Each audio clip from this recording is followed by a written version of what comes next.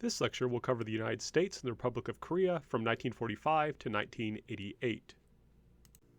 Now, in terms of periodization, there is a lot going on.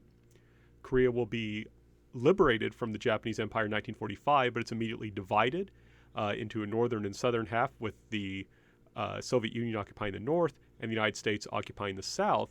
And even though the forces will be withdrawn just before the Korean War, they're still very much under the influence of those respective countries. The Korean War will break out in 1950 when Kim Il-sung will launch a invasion of South Korea. It will continue on until 1953 in terms of a hot war.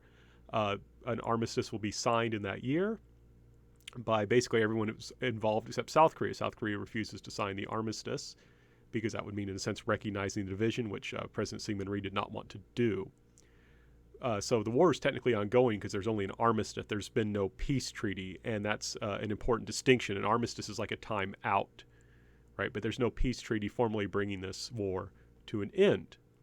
Now, in South Korea, and I really have to emphasize that it's really easy to be anachronistic about North and South Korea during this time period. Right now, South Korea is just doing much, much better than North Korea. You know, there's absolutely no question. If you had to live in North Korea or South Korea, you would absolutely choose South Korea, right? Hands down. But in this time period, it wasn't so clear. And it's not until really the 80s or late 70s that it is clear that South Korea is doing better than North Korea. And one reason you can see this is in 1953 to 1960, South Korea is just really struggling. In many ways, it's just an economic and social political basket case. There are a lot of problems in there.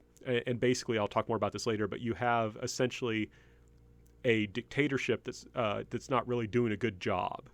And so in 1960, the President Syngman Rhee will be forced to resign, and that will lead to the establishment of what's called the Second Republic, which doesn't last long at all.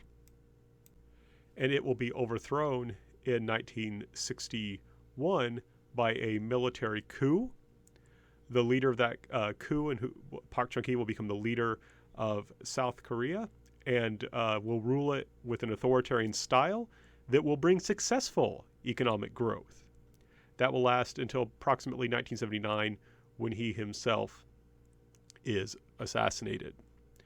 In 1979, then there's hopes of the development of a truly democratic Korea, South Korea, but in that night, there's going to be a military coup that will try and restore military power.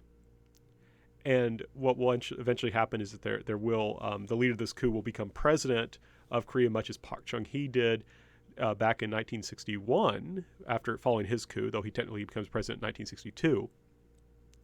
And during that period, you basically had this president that's very unpopular who rose to power in a military coup, and there will be resistance and protests and actually a lot of political and social disorder, but that by 1988 will ultimately lead to free presidential elections. So the 1980s are a time of democratization when there's this push from people in Korea. Large numbers of people, not all, but large numbers of people say we want real democracy.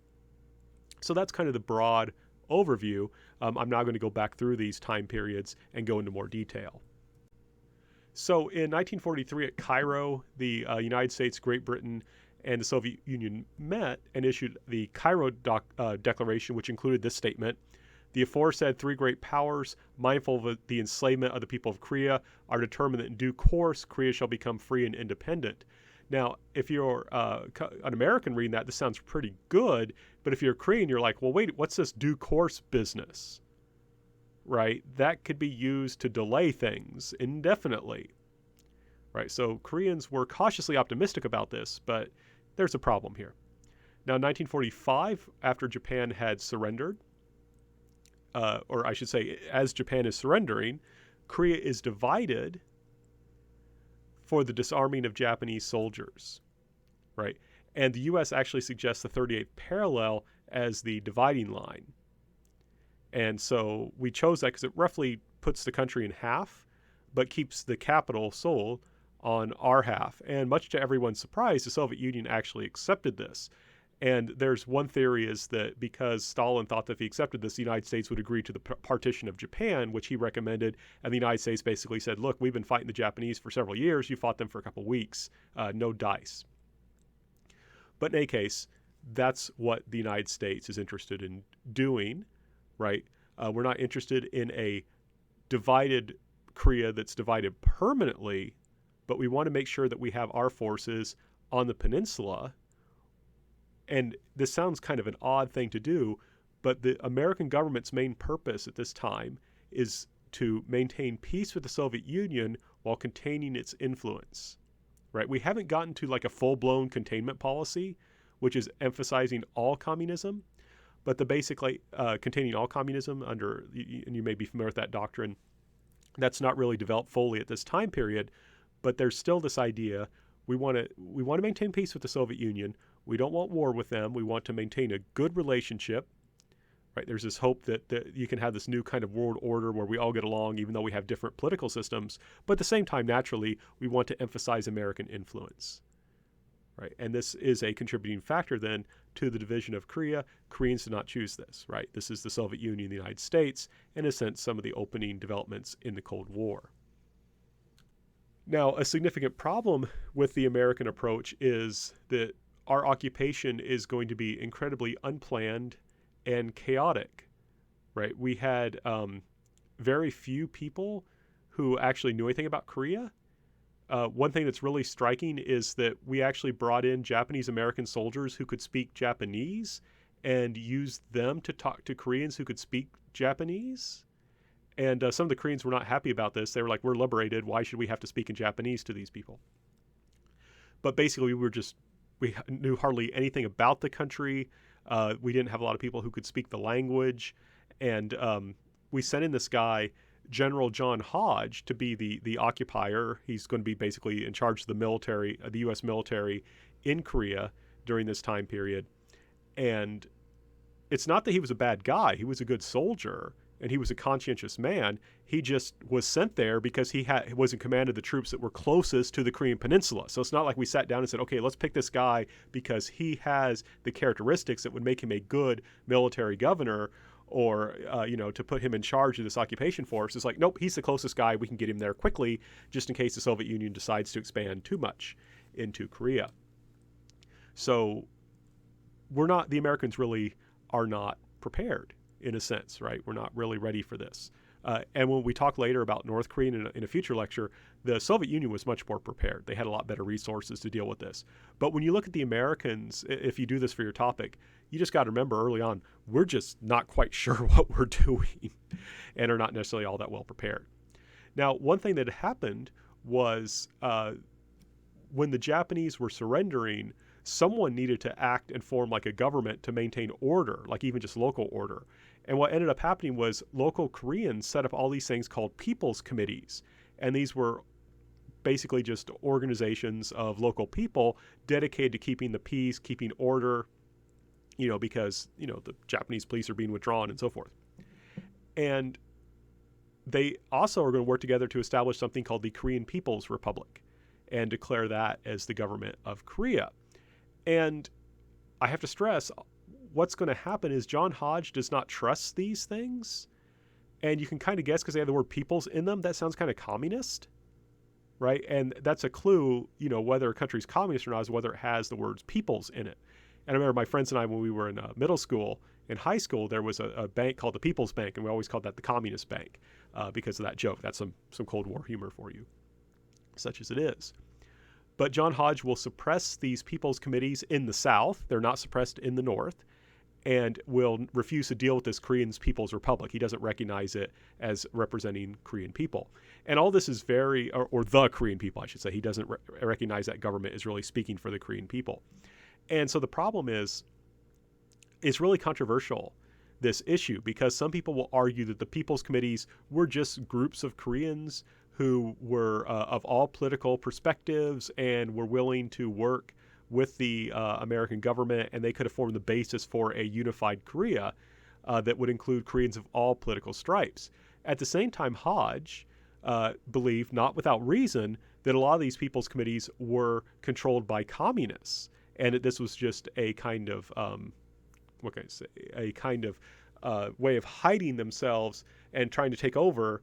And then later on, once they had taken over, to say, oh yeah, by the way, we're communists and we're going to make Korea communist. So he didn't trust them politically.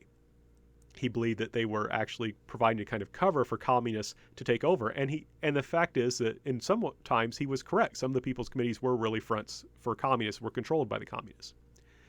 But in any case, what happens is, that's controversial. What's not controversial, though, is the decision to suppress them means that the Americans have very few allies in Korea, right? If they had decided to recognize the People's Committees and work with them, and perhaps even recognize the Korean People's Republic and worked with it, those organizations could have helped the United States keep order, right? And kind of run society and keep social stability. But they decided we're not going to work with them. So who's the United States going to work with? The Americans generally don't speak Korean. They don't know much about Korea, right? There's some Americans who speak Japanese, but they're kind of busy because they're dealing with Japan, right? So the Americans have a problem, right? They've gotten rid of a potential ally. They could have worked with these groups.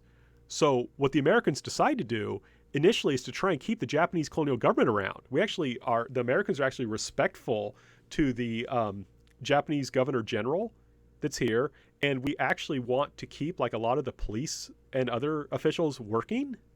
And the Koreans are really angry about this, as you can well understand, right? They're kind of like, I thought we were liberated, right? Why are all these people here? And the Americans will also decide to work with more conservative Koreans, including Koreans who had close relationships with the Japanese colonial government, right? Those are the allies that we're going to be working with, is the pro-Japanese forces, right? Because we don't trust these other groups of people. And like I said, it's kind of controversial just how John Hodge's decision about what to do about the People's Committees in the Korean People's Republic. What's not controversial is the fact that this meant, because he doesn't trust them, that he's got very few allies. So he's going to work more with the Japanese that are still there. He's going to work with conservative Koreans.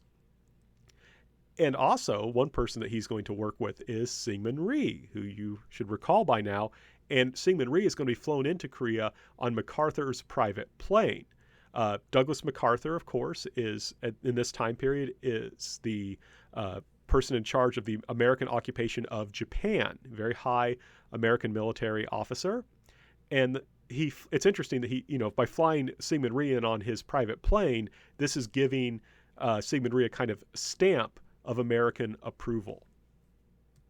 And there you can see an incredibly awkward handshake. I don't know what they're trying to do. I really wish that we had this as a movie so we could see what exactly MacArthur and Rhee were attempting to do here. But in any case,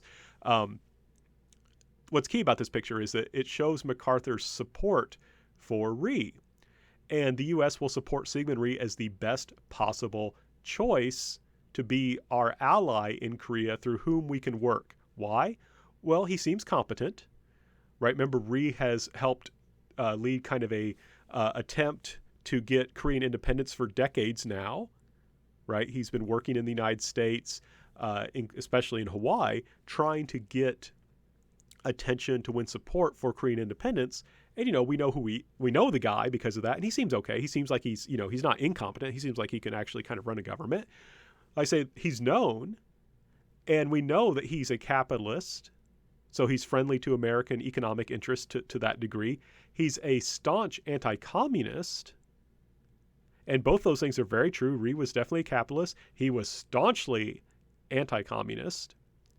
And he seemed to be pro-democracy, right? Remember, he was a liberal who wanted to make the United States make Korea like the United States, right? So he's got all that going for him. Remember, he was a pro-American member of the Independence Club.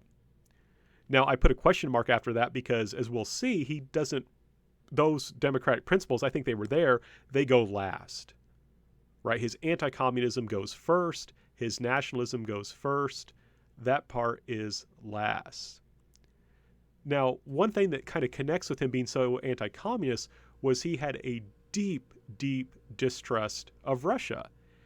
And that makes sense, right? Because remember, Japan had fought Russia over who would control Korea. Now that Japan had been defeated and the Soviet Union was very powerful, Rhee was very concerned that in using the pretext of spreading communism, the Soviet Union would try and establish basically Korea as a puppet government, as a communist puppet government. So this goes hand in hand with Rhee. He's anti-communist and he's anti-Russian, anti-Soviet Union, because he sees both of those things as a threat to Korean independence, right? So he's an anti-communist nationalist. I really want to stress, and this is important for us to keep in mind because people often forget this looking at Rhee, he has good reason, because remember, the Soviet Union is going to force much of Eastern Europe, places like Poland and Hungary and Romania, to accept communist governments. And he does not want that to happen in Korea, right? And those were basically puppet governments. So despite North Korean claims, so I want to emphasize, he was not a puppet. He was a staunch nationalist. The American government actually very quickly became disenchanted with Rhee because he would not do what we wanted him to do, right? He would not do what we wanted him to do. He would often publicly take stances against the United States. He would engage in activities meant to thwart American policies in Korea that he did not like, and he did this all in the name of nationalism, trying to keep Korea truly independent. And I think this is one thing that's forgotten in Korean criticisms of the guy, was he was very good at making the United States do what he wanted, and it was usually in the interest of what he saw as Korea's interests. Now, and to give you a concrete example of this, he was anti-trusteeship, right? So remember that the United States and the Soviet Union, Britain, had said that Korea would become independent in due course.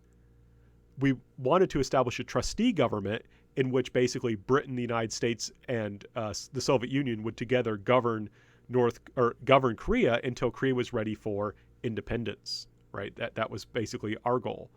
He hated trusteeship and opposed it and criticized it, despite the fact that that was American policy, right? That we wanted to form a unified trusteeship style government in Korea with the Soviet Union and Britain, and we'd keep that in force until we thought Korea was ready to become independent. So Rhee is a complex figure, right? He's this anti-communist nationalist, but he's also, I want to stress, is not a puppet, even despite awkward pictures like this where he looks like he's, just loving Douglas MacArthur to death. But we also have to emphasize that as there is a lot of political violence, especially in South Korea in this time period, basically what happens is Korean politics in the South is going to be incredibly polarized between the right and the left, with the moderates being assassinated, right, or beaten up or dealt with in that way. So in South Korea during this time period, the United States does not do a great job of bringing in order or stability, especially in the political sphere, and you will have, like I say, political assassinations, and these generally hit the moderates, the moderate conservatives, the moderates on the left, so that what's left is these stronger conservatives that are further to the right and liberals who are further to the left. And that's going to cause some problems in South Korea and lead to a lot of instability. Now, in those political struggles, Rhee is going to grow in power, right? Rhee is going to be the winner in those political struggles. He's on the further right, right? He's not a moderate. He really doesn't trust the political left, even the non-communist political left. He's not really a fan of. So he's going to grow in power. And it's this interesting thing that he works essentially with the pro-Japanese forces, and he can do that because he is so nationalistic and has a reputation as being anti-Japanese, if that makes sense. So basically, through him being such a recognized figure of being anti-Japanese, he's able to invite pro-Japanese people into his government, work with them, form alliances with them because of that cover that he can give them. But basically, as having the grudging support of the United States, being able to form political alliances and using his own reputation, Rhee is going to grow in power. And so what's going to happen is trusteeship will fail. Koreans were not supportive of it, and the United States, the Soviet Union, and Great Britain could not find a way to make it work because of our very differing political goals, especially between the United States and the Soviet Union, right? The Cold War is heating up.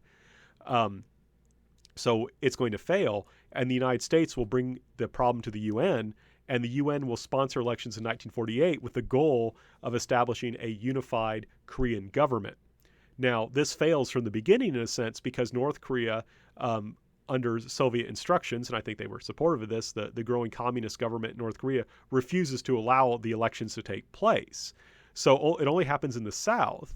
And there's some irregularities. It doesn't seem like all the voting was fair, but it was generally regarded as a mostly fair election and re-won the election, thanks to all these factors I had mentioned previously. And with this, there's the establishment of the Republic of Korea, often referred to as the ROK or just South Korea. And you've got now this United Nations sponsored elections that have created a government. And the UN is new, right? It just was established shortly after World War II. It's very new. This is one of the first issues it has to deal with. And now it's invested in preserving this southern government, right? If this government falls apart, that makes the UN look bad. It weakens the UN. If things go well for this government, then it makes the UN look good. The North Korea will then react by establishing the Democratic People's Republic of Korea. And now you've got two Korean governments, both claiming to be the only legitimate government of the Korean nation, right? So politically, you can't really recognize both countries at the same time because both claim to be the only legitimate government of the Korean people, and they claim the same territory and so forth. I need to briefly mention, I had talked about some political unrest, and this is, while these, in a sense, almost parallel to these elections, there are going to be major problems. In April of 1948, on Jeju Island, there was going to be protests. And Jeju Island, if you look at that map of South Korea, you see there's a very large island to the south. That's Jeju Island. And those protests will turn into an armed rebellion. And in the effort to put them down, there is mass violence unleashed on the people of Jeju, and something like 30% of the population dies. And it takes about a year to put down that rebellion. It begins in April of 48 and ends in April of 1949. And to give you a sense of how bad things were, in October of 1948, troops being sent down, these are Korean troops being sent down to suppress the Jeju rebellion, will actually mutiny. And then they have to be put down, right? So there's these serious protests here. And some of these are, now in Jeju, my understanding, this is controversial, this was not a communist rebellion. It was a leftist rebellion. But the Yosu mutiny was, in a part, facilitated by communist infiltrators who were trying to cause problems in the South, right? But so you've got this these very serious political unrest in the South, and there's nothing comparable to this in the North because the Soviet Union and the North Korean Communist government is much better at suppressing dissent before it can coalesce into rebellion. This absolutely fails in the South, and so you've got this political unrest, these political struggles, and this leads to, in 1948, the passing of what's called the National Security Law, which basically gives the government wide leeway in arresting, punishing, even executing people that are deemed to be a threat to the government. Now, I want to stress it's important, though, that this was suppressed. This is put down, and this allows the South Korean government to continue to exist, right? These rebellions, in a sense, posed an existential threat to it. In addition, because the people rose up in this time period, and they were, in many cases, just massacred, they're not there to rise up later when North Korea actually invades, right? If North Korea had invaded and these rebellions would have happened when North Korea invaded, there's a very good chance the Korean War would have gone differently. But because they're not coordinated well, these, especially like I said, Jeju was not my understanding is it's not a communist-inspired rebellion. Yosu, though, had some communist inspiration. Had the rebels been around and able to rebel during the Korean War, things may have been different, but they have been suppressed. So what's going to happen is there's this really kind of curious thing where Syngman Rhee and Kim Il-sung, and Kim Il-sung is leader of North Korea, are going to try and provoke each other. And basically what they want to do is get the other one to invade, so then they can call on their ally to help. So Kim Il-sung wants to get Syngman Rhee Like he wants to kind of make him mad, send in some incursions, do something to get Syngman Rhee to invade him. Then he can say to the Soviet Union, "Oh, we're being invaded. You got to help me," and then the Soviet Union would help him. And Syngman Rhee wanted to do the same thing. He wanted to get Kim Il Sung to invade, so he tried to provoke him, sending like small groups of commandos and scouts into North Korea and so forth. Kim Il Sung was doing the same thing. And then, if Kim Il Sung invaded, he could say to the United States, "Hey, look, we're being invaded. Please help us." Or he could say even to the UN to help them. What is going to make the North Korea decide to commit to the war, to invasion, and to get the backing of the Soviet Union and China is what happens in 1949. In that year, the communists will win the Chinese Civil War, so China will go from being an anti-communist state to a communist state. That's a major swing. And that same year, the Soviet Union will get the atomic bomb. They were very good at spying, and they stole a lot of secrets from the United States. And they also had some good scientists, so they developed the atomic bomb very early. Thanks to that, earlier than we thought they would. And that ended our monopoly on the atomic bomb. And there will be a pact signed between China and the Soviet Union that aligns them together. And so based on this, Kim Il Sung is able to convince China and the Soviet Union to agree to support him on his drive to the south. And he thinks that he can pull this off. And in particular, he's willing to do this because the United States and the Soviet Union both agreed to withdraw their forces. But the fact is, it's a little bit harder to get American forces to Korea than to get Soviet or Chinese forces to Korea because, our troops, a lot of them are not there, but our troops that are there are in Japan. And, Chinese and Soviet troops can very easily move down. So Kim Il Sung had thought that with these major advantages, this turning point in 1949, the withdrawal of American forces from South Korea, that he could launch an invasion that would so quickly overrun South Korea that he would be able to defeat South Korea and take over the peninsula before we could do anything about it. Right? His idea was to launch basically a lightning invasion, attack quickly, take over South Korea before anyone could lift a finger to stop him. That was his goal.